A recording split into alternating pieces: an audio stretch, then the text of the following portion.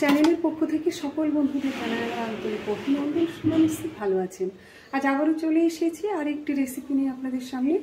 তো রেসিপিটি শেয়ার করব, তার আগে বলবো আমার চ্যানেলে যারা নতুন নতুন আসবেন অবশ্যই চ্যানেলটি সাবস্ক্রাইব করে রাখবেন, পাশে থাকা বেল বাটনটি ক্লিক করে দিলে ভিডিও ছাড়ার সঙ্গে সঙ্গে পেয়ে যাবেন। আর অবশ্যই একটু ভিডিওটি শেয়ার করবেন সকলের মধ্যে। আর আজকের রেসিপিটি আপনাদের হয়তো ভালো লাগবে, যে রেসিপিটি আপনাদের সঙ্গে শেয়ার করব। তো দেখতেই পেলেন, প্রথমে দেখিয়েই দিলাম যে আমি কি বানাচ্ছি। মানে এখানে পুডিং, আজকের রেসিপি হচ্ছে পুডিং। তো পুডিং বানানোর জন্য প্রথমে চিনি নিয়ে নিয়েছি, আর চিনিতে একটু জল দিয়ে দিলাম, দিয়ে এখন খুব ভালো করে এটা ফুটিয়ে নেব। ফুটিয়ে নিয়ে ক্যারামেলটা তৈরি করে নেব। তো এটা ফুটে গেছে, এখন খুব বেশি করে পুড়িয়ে ফেলবো না, তাহলে কিন্তু এটা তেতো লাগবে। তো হয়ে গেছে, এখন সেট করে নেব বাটিতেই। যে বাটিতে আমি ফুটিয়ে নিলাম সেই বাটিতেই কিন্তু আমি সেট করে নিচ্ছি খুব সুন্দরভাবে। খুব বেশি লাল হয়ে গেলে কিন্তু তেতো লাগবে, এই ধরনেরই রাখতে হবে, এবং ঠান্ডা করতে দিয়ে দিলাম। এখন একটা বাটি নিয়েছি, তাতে 2টো ডিম আমি এখানে দিয়ে দিলাম। 500 দুধের জন্য 2টো ডিম যথেষ্ট। তো এখন ভালো করে এটা ফেটিয়ে নেব ডিমটাকে। এটা ফেটিয়ে নিয়ে এটা কিন্তু আমি পাশে রেখে দেব কিছুক্ষণের জন্য। আর আমি দুধটা ফুটিয়ে নিয়েছি, এখানে 500 দুধ নিয়েছি, আর 500 দুধের মধ্যে আমি দিয়ে দিলাম 100 গ্রাম মতো টক দই। তো টক দই দিয়ে এটাকে কিন্তু আবারও খুব ভালো করে নেড়ে চেড়ে নিয়ে নেব, কারণ টক দইয়ের যে গোটা সেটা যেন না থাকে। তো সেই জন্য একটু ভালো করে এটা নেড়ে নেব। এরপরে দিয়ে দেব কনডেন্স মিল্ক। এখানে এগুলো অপশনাল, আপনারা চাইলে দিতেও পারেন, না দিতেও পারেন। তবে যে পুডিংটা হবে সেটার স্বাদটা খুব সুন্দর হবে যদি টক দই বা পুডিং দেওয়া যায়। তো দিয়ে দিলাম। এখন খুব ভালো করে এটাকে মিশিয়ে নেব। মিশিয়ে নেওয়া হয়ে গেছে, এখন দিয়ে দেব গুঁড়ো করে রাখা চিনি। আমি খুব কম মিষ্টি দিলাম, কারণ মিষ্টিটা একটু কম হলে একটু বেশি ভালো লাগবে। যে যেমন পছন্দ তেমনই মিষ্টি দিতে পারেন। তো এখন ডিমটা গুলে রেখেছিলাম, ফেটে রেখেছিলাম, তার মধ্যে দুধটা ফেটানো আমি এখানে দিয়ে দিলাম। আর এটা খুব ঠান্ডা করে নিয়েই কিন্তু করতে হবে, না হলে দুধটা কিন্তু কেটে যাবে, আর কেটে গেলে ভালো লাগবে না।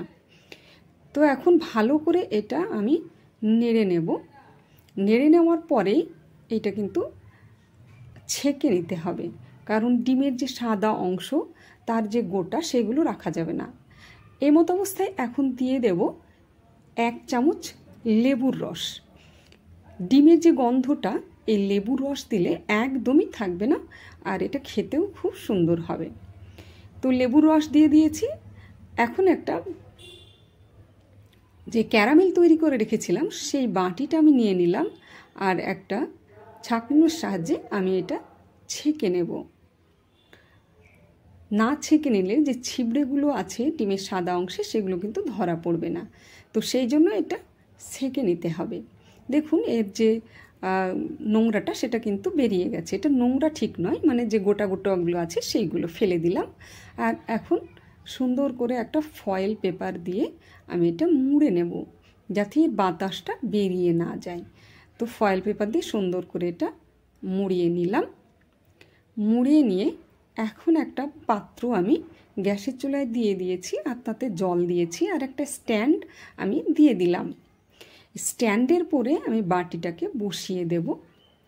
বসিয়ে দিয়ে আর একটু জল দিয়ে একটু ঢাকা দিয়ে দেব। দিয়ে এখন প্রায় আধা ঘন্টা মতো আমি জলটা ফুটিয়ে নেব। প্রথমে একটু প্রথমে হাই ফ্লেমে দেবেন, পরে কিন্তু লো ফ্লেমে দিয়ে দেবেন, যেই জলটা ফুটে উঠবে। তারপরে দেখুন খুব সুন্দরভাবে হয়ে গেছে। একটা চামচের আগা দিয়ে আমি দেখে নিচ্ছি যে এটা লেগে যাচ্ছে কিনা, মানে ভেতরে কোনো শক্ত হয়ে আছে কিনা সেটা দেখে নিলাম। তো এরপরে 3 ঘন্টা মতো আমি ফ্রিজে রেখে দিয়েছিলাম। ফ্রিজ থেকে বের করে এখন এটা আনমোল্ড করলাম। তো দেখুন বাটি থেকে ঢালার পরে এটা কত সুন্দর হয়েছে। এটা দেখতে যেমন সুন্দর হয়েছে, এটা একদম মানে খেতেও অসাধারণ। তো এখন পিস পিস করে এটা কেটে নেব। আর এটা সত্যি খুব সুন্দর হয়েছে, আর এটা খেতে অসাধারণ। তখন এটা পিস পিস করে কেটে নিয়ে আমি প্লেটে তুলে এটা সার্ভ করব। আপনারা অবশ্যই একবার হলে বাড়িতে ট্রাই করে দেখতে পারেন। এই পুডিংটা খেতে কিন্তু খুব সুন্দর হয়। বাড়িতে মেহমান আসলেও খুব চটজলদি এটা বানানো সম্ভব নয়, আগে থাকতে বানিয়ে রাখলে সুবিধা হয়। তো দেখুন খুব সুন্দরভাবে এটা উঠে যাচ্ছে, আর এটা খেতেও কিন্তু অসাধারণ হয়েছে।